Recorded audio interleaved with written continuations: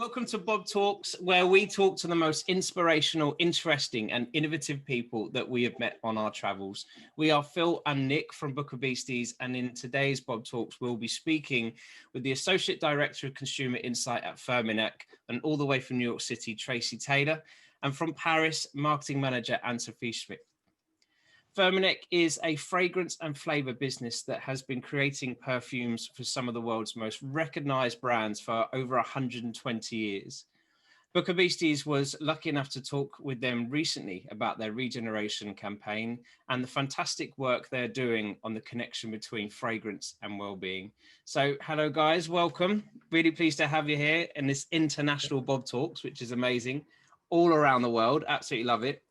So first of all, I wanted to ask both of you, for those in our audience who might not be aware of Firmenich and the work that you do, could you kind of give us an overview of what it is that Firmenich does? Sure. Anne-Sophie, do you want to take that one? Yeah, maybe. So hello, everyone. So as Phil said, I'm a marketing manager at Firmenich. So it can sound a bit mysterious because Fragrance House is not very known by a public audience. It's much more about the backstage of creation and how the perfumers can create fantastic smells to fragrance, from luxury products to the most functional and everyday products you are using in your kitchen, in your bathroom, and you are maybe eating every day and through flavors. So Firmenich is basically a fragrance house that is fragrancing all the products you can use in your life. So I'm Anne-Sophie, I'm a marketing manager and I'm specialized into fine fragrances. It means that I will help the perfumers and the brands to create olfactive storytelling and the future concepts of tomorrow's fragrances. Amazing. Wow. And I'm based in Paris. Awesome. And olfactive is a word. When we spoke last time, and it's me and my lack of words, I suppose. It's one of those words that I wasn't actually that aware of, if you see what I mean. But olfactive is it's, correct me if I'm wrong, it's all about the sense of smell, basically. It's how it's, yeah. Could you kind of define that for us? It's exactly that. And I also hadn't really ever used the term olfactive until I started working at Firmenich, like Anne-Sophie. It's sort of this invisible thing that influences so much of your life behind the scenes, but we don't really have words for. But when we talk about things that are olfactive, we're just talking about the things that we smell every day, the scents, the odors, the smells, that whole tapestry of things that enter our noses and creates feelings around our lives. So when we talk about olfaction, that's what we mean. It just sounds more fancy. Yeah. That's literally what I do with my writing. I just thesaurus it, get one word and find a fancy word. So Tracy, I want to learn more about you and wondered if you could tell us about the work that you do with Firmenich. Sure. I mean, I have one of those jobs that I never knew existed when I was a little girl, but I would have dreamed about. It is, as a consumer insights director for Fine Fragrance North America, similar to Sophie, I work with our perfumers and our developers to help them create fragrances that delight our consumers. And my role is really the bridge between the two. So I'm the voice of the consumer to these extremely smart, brilliant, creative people that are a mix of scientists, chemists, and artists all in one. I have the privilege of being able to translate either what our consumer is looking for or what they're experiencing when they smell different things to these people. And then with that information, with that sort of consumer vocabulary, our development teams are able to translate that into scents that you smell everywhere. Like Sophie said, while we're focused on fine fragrance, these are scents that are in your cleaning products. These are flavors that can be in your favorite foods. So it's really all of those nuances of your life that makes life enjoyable. So it's a really cool job. And again, it's one of those things that you don't know about when you're a kid because it is so invisible. But it's really fun. It's a really fun job. So you initially you were trained in clinical psychology. And I wanted to know what drew you firstly to that kind of topic or that subject to study. And then kind of what then redirected you to where you are now? Oh, sure. I think like a lot of people as a kid, I was always so curious. I was always really fascinated by people, not so much what they did, but why they did it. Hmm. You know, the motivations, the meaning they would give something. So I loved the detective novels of like Harriet the Spy and Nancy Drew. And spying when you're a kid, that's kind of cute, but when you're an adult, that is voyeurism. So I was so thrilled that there was a field where people actually invite you into their internal worlds to explore it with them, as long as you genuinely want to help them improve their experience in the world and their well-being. And that space is psychology. So it was very clear for me that I knew that that was a space I wanted to be in. And I love the idea of clinical psychology because it is really intimate with either patients and clients or even research teams in terms of diving into what people's experiences are, and how they can be different if they want them to be. So that was always really intriguing for me, and I really loved it. Um, when there's a time in academia where you also need to make some money. And that was when I stumbled upon this field of consumer insights, which again, I did not know existed when I was a girl, but it was really this marriage between psychology, but as it relates to consumers or even brands or products. So instead of having patients per se, now I was working with um, shoppers and customers or brands that wanted to connect with these people. Yep. So it was sort of like a psychology light approach. But what was so cool about it was that it applies the same sort of thinking and process to different categories, to different people. So I think it's cool when you find something that you're obsessed with and that obsession opens more doors for you. Like the good obsession is one of those things that allows you to do more instead of less. Yeah. And I realize that's what psychology has always been for me. It's allowed me to evolve and explore new things, but always being able to explore the whys behind things. So I guess my intention was to go back to clinical psychology, but I've been in consumer insights in this more commercial space for the past 10 years. So who knows what the future will bring, but for right now, I enjoy this space. It's really fun, and conversations like this where we're talking about scent, feelings, emotional well-being of children. It's like a constellation of all of my favorite things. Yeah. We're talking about children. When you were an intern, you specialized in child psychology. Yeah. And I wanted to know a bit about your experiences there and how it differed to maybe working with adults and working, I guess, obviously in the role you're in now. What does child psychology kind of not offer a psychologist, but how is it different? I mean, I think for anyone who works with kids, educators, caregivers, parents, whoever, you realize with kids how much you have to still learn about yourself. So I think when I was working with children patients, I was always so amazed at just how expansive their emotional repertoire was, their ability to feel so many different things. Hmm. And unlike adults, they're at this phase in life where the things they feel aren't then labeled as positive or negative or bad or good. It's just stuff that they feel. Yeah. And they have the ability to express themselves in so many different ways. And I think we start to lose that a little bit as we get older. Kids express themselves through play, through drawing, oh my gosh, through their nonverbals, all of the things that they don't say, Yeah. just physically the way that's communicated. So they have such a rich, innate sense of communication skills. And it's so funny because we always assume as the adults, we're going to be the teachers, but I often find it's the other way around. We actually lose some of those skills that children remind us that we were born with. So that was one big thing about working with kids that always blew my mind, as an intern at that time and now as a parent. So it's always so inspiring when you see the permission kids give themselves to feel if we let them. Yeah.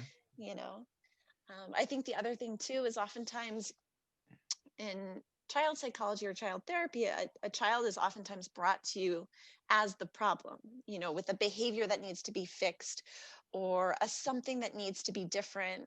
And my conclusion most often was that this kid is probably the healthiest one in their family. Whatever it is that they are doing or expressing for that environment is actually really adaptive.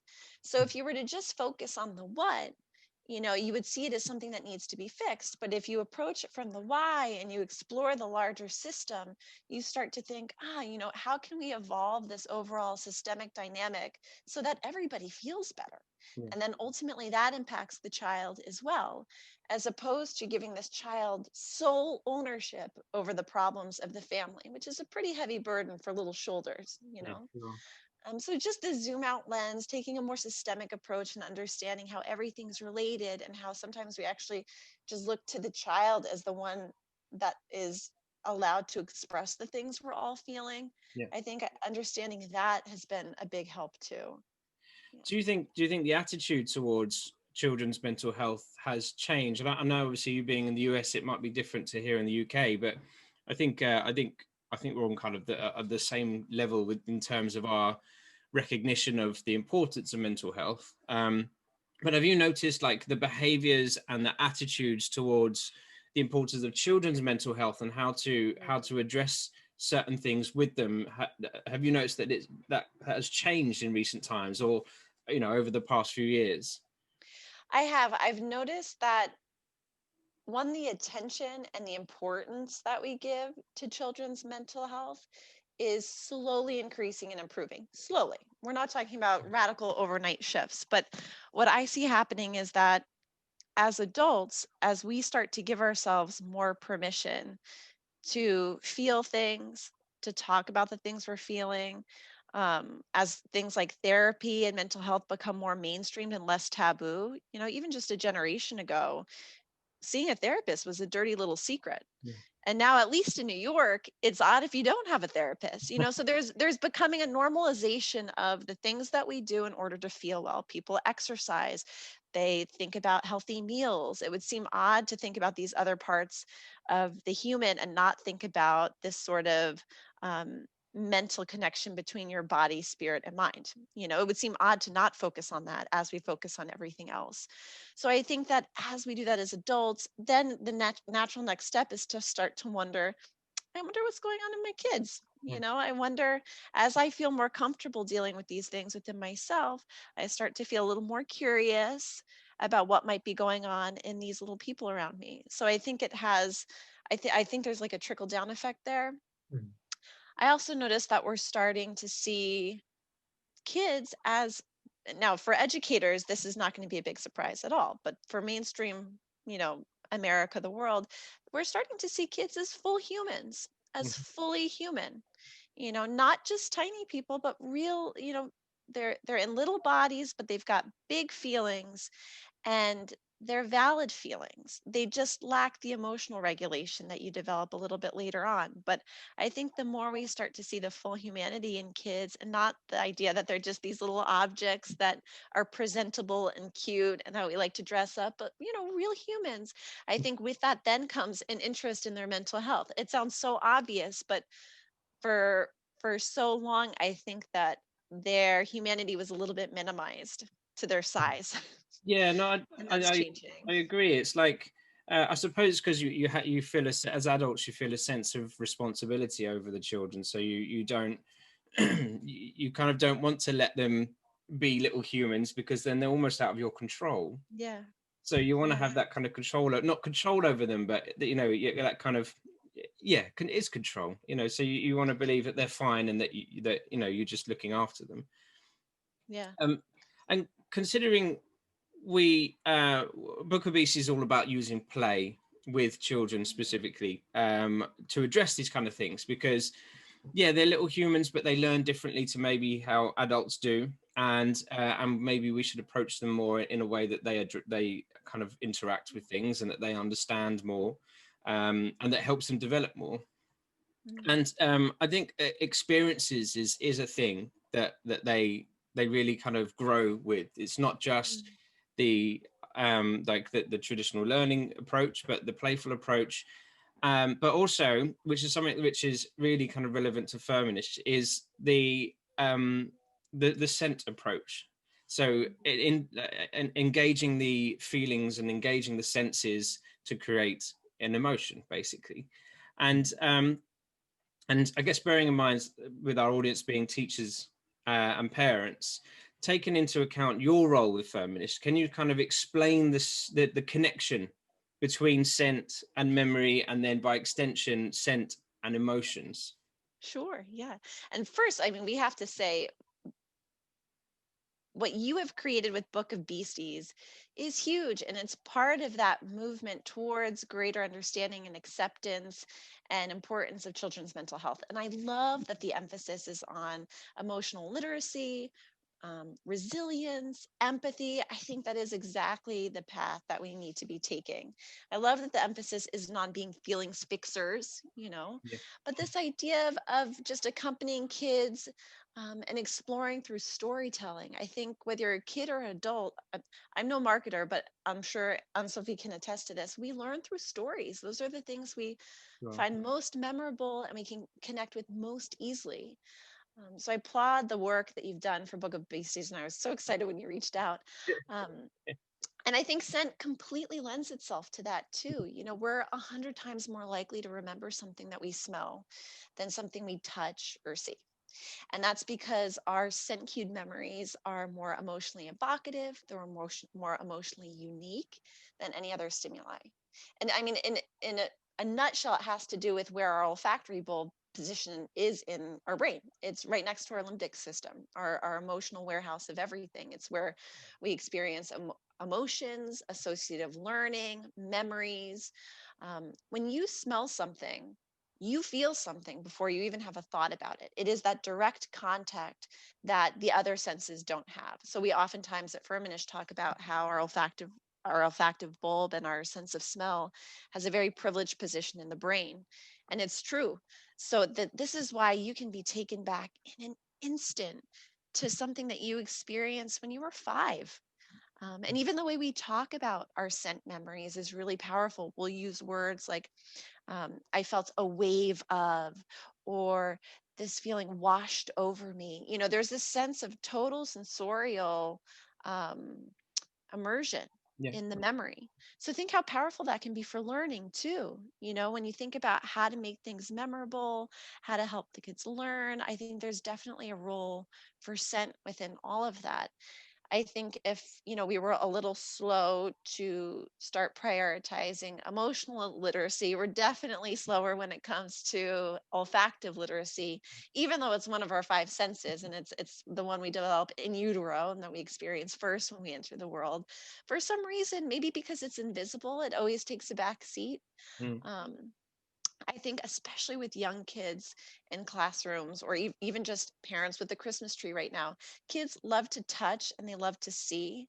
Um, and the more we can get them to engage their sense of smell, it can actually help us with behaviors that are sometimes problematic. So if we were to take touching that Christmas tree, you know, it's really hard to tell anybody, but especially kids, just not to do something. You always need an alternate behavior, you know. So it's not just don't touch the tree. What I do is let's smell the tree. You know, like what are the other senses that we can engage Yeah. that are okay, you know, these sort of alternative behaviors.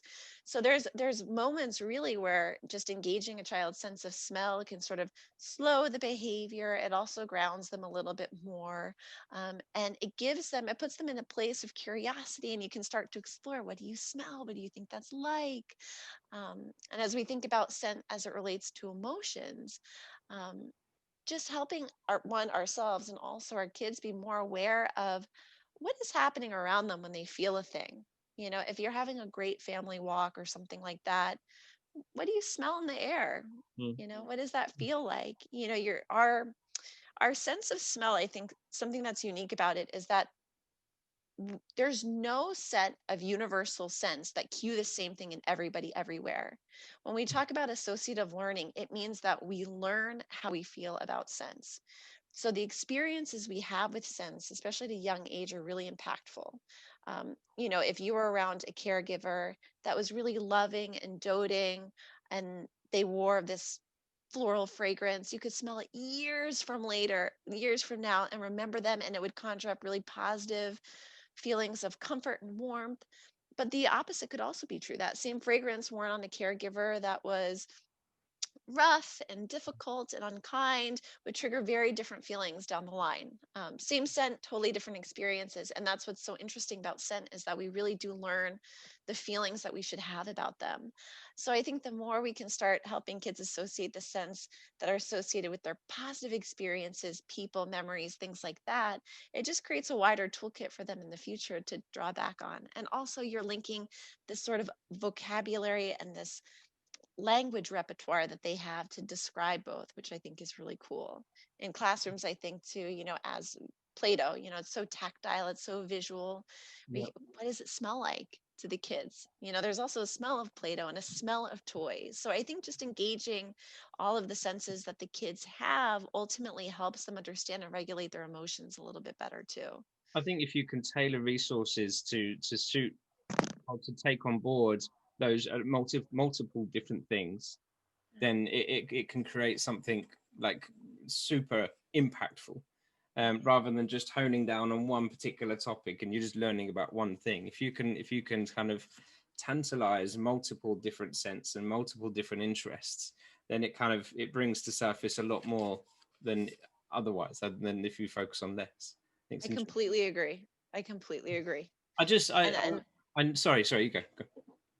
Well, what I like about the Book of Beasties is that's what you're doing, through the storytelling and the visuals. It's already, it's auditory, it's visual, it's the turning of the pages. There's an opportunity for scent, for what the characters may feel or experience or where they are already. Like you said, it's evolving the traditional learning structure in a way that is much more kid friendly and also just memorable. Yeah, definitely. I just thinking about what you said about how the scents really kind of conjure up different memories, or even recent things. And it's something that I've noticed in my 17-month-old son, who it's usually me at home with him. He's out at the moment with his grandmother, but it's usually just me at home with him. And I usually drink mint tea. I drink mint tea all day, gallons of it. But his mum drinks coffee, and if every now and then I have a coffee, you can see him, he can smell the coffee and he's kind of looking around, and he's almost looking, it's like he's looking for his mum, because he knows she's the one that's the smell that is there when she's there, and the mint tea or whatever is when my dad's there. It's just fascinating to see him kind of, I don't know if that's really, if that's really what he's doing, but I'm pretty sure he's looking around for his mum. I believe he is. It's so, because I will notice the same thing. I'm American, so I'm drinking a lot of coffee, and that is definitely something that my toddler associates with me. Yeah. That smell, and so, again, coffee machines have buttons, so that is something he really wants to touch right now. So what we've been doing instead is smelling the coffee afterwards. What does it smell like? So again, just trying to, not only I think you're right in what you're observing. I think he is making those scent associations, and then also playing with them and going a little further. Do you want to smell the tea? What does it smell like to you? It just makes it kind of a game a little bit. But it is incredible to see at such a young age the way that their minds and their noses and the feelings that they have, that sort of like crossover between the two, are already working like that. Yeah, it's definitely fascinating. Yeah, the connections they're making, it's, as you said, they're little people, and it's things like that that prove it. And it's absolutely fascinating. Anne-Sophie, I mentioned earlier on about the Regeneration campaign, and people watching may not know what that's all about. So I'm wondering if you could tell us a bit about that and what it's all about and what you guys are doing within it. Yeah, sure. Firmenich has started this regeneration campaign a few months ago. We wish to rethink the fragrance purpose, fragrance uses, fragrance of tomorrow, to really better understand how powerful is fragrance in our lives, how emotionally connected fragrance is, and what we can really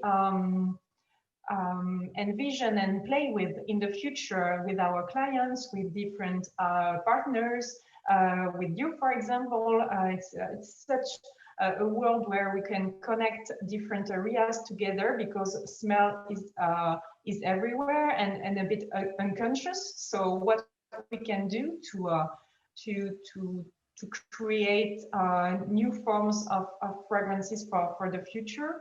And really, this campaign was about opening the conversation on different topics and clearly push a kind of reset on the fragrance industry as well to see how we can do better, produce responsibly, and create more ethical fragrances also. So it was really gathering all the big topics we want for the future of our industry and engage our clients, brands, perfumers, experts in that conversation.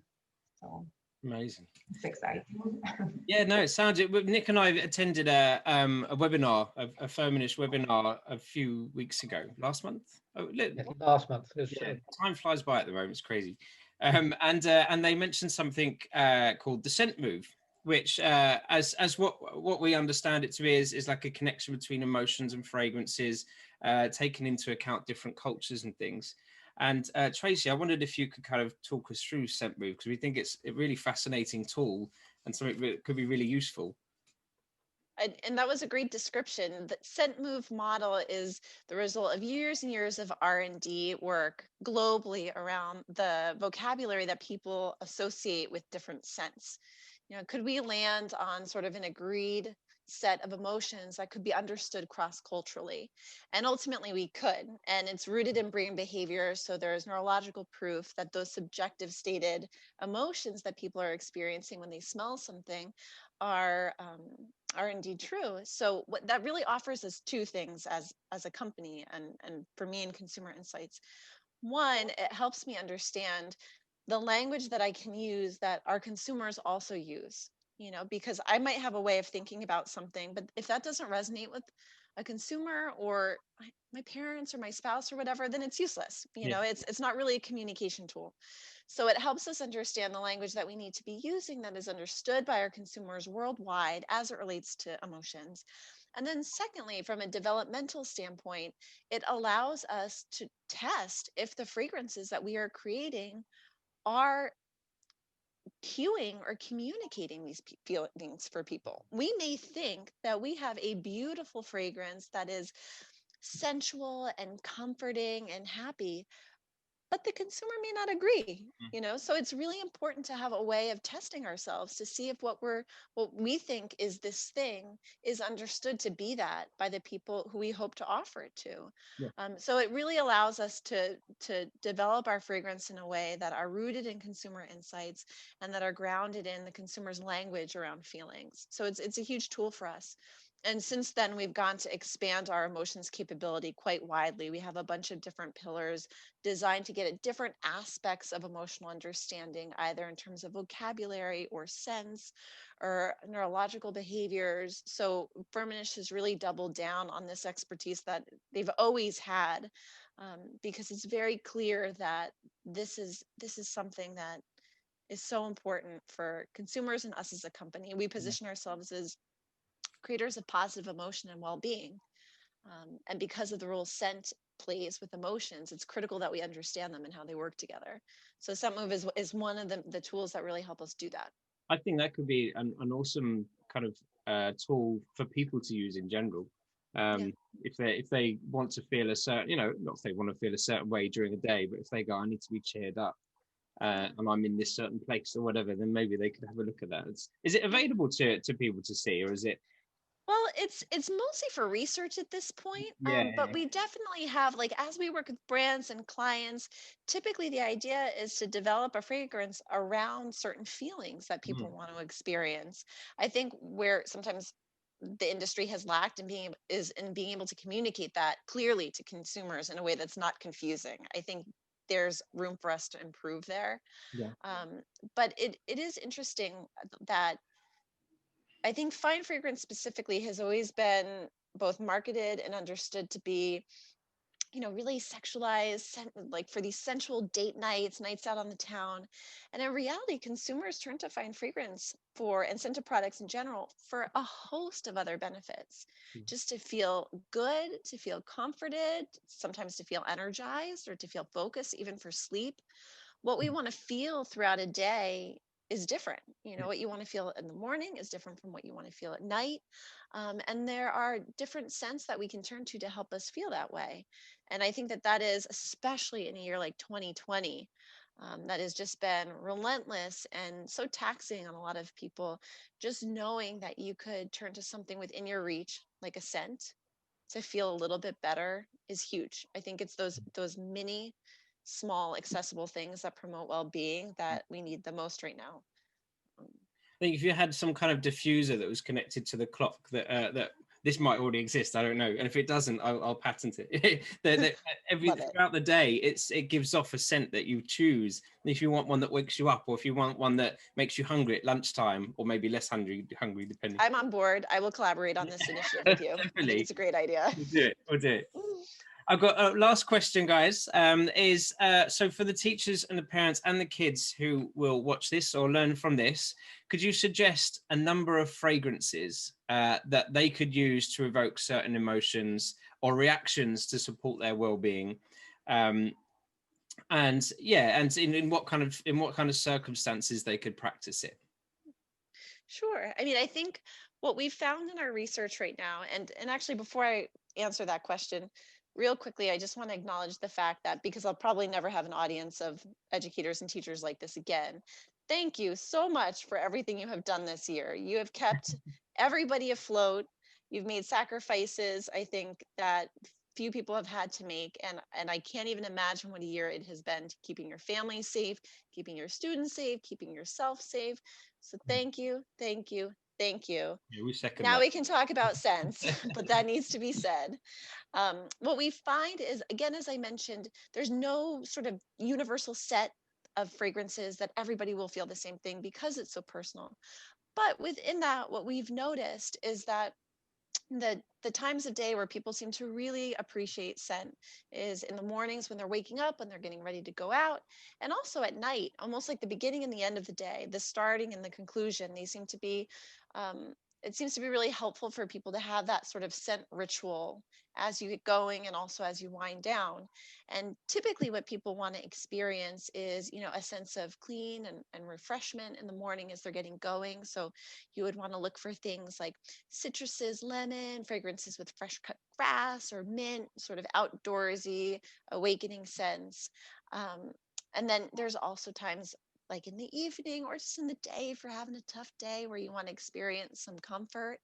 And these will be more cocooning scents. So ones with vanilla, you'll see more gourmand notes, so like maple syrup or Nutella, just yummy, comforting, almost food inspired notes can work really well for feeling comforted.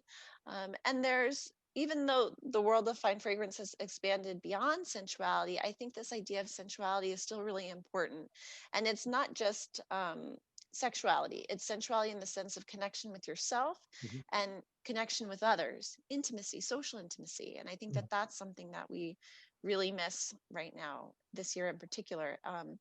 And so for that, you can think about strawberries, known flowers like rose. You want things that are familiar, and they don't have to be perfectly clean or even comfortable, but just things that are knowable. So those are just a wide range of things that you can think about. But what I would also suggest is, just like we recommend, or what I've been recommending with kids, start paying attention to the scents in your life. When you go, oh, that smells good. What is that? What did you just smell? When you think back to your favorite fragrances, do you notice anything that they had in common? And again, I think that the gift of scent is something so easy to give yourself, that's so within your control in a time where we feel like we have none. It's worth it to pay a little extra attention to what moves you personally. And it might be different from someone else, but start with what moves you.